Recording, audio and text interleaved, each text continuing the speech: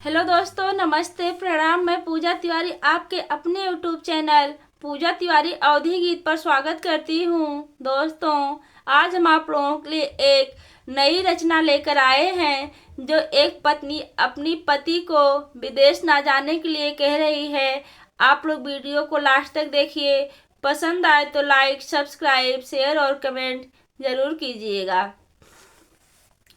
माना तो कहना हमार हो सजन जिन जा विदेशवा। माना तो कहना हमार हो सजन जिन जा विदेशवा। ओही रे विदेशवा में बसी बंगलिनिया। वही रे विदेशवा में बसी बंगलिनिया। हर लई है मतिया तो हार हो सजन जिन जा विदेशवा।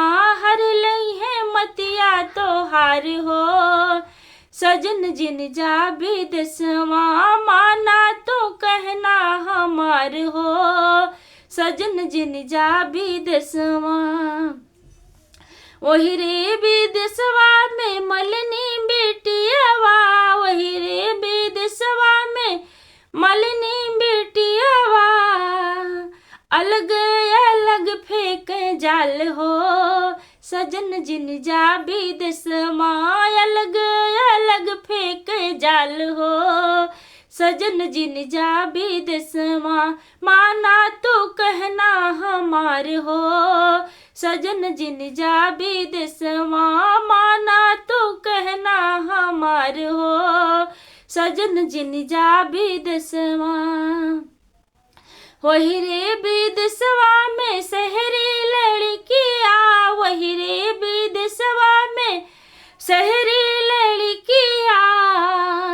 लुट लई है तो है सरेआम हो सजन जिन जा विदेशवा। लुट लई है तो है सरेआम हो सजन जिन जा विदेशवा।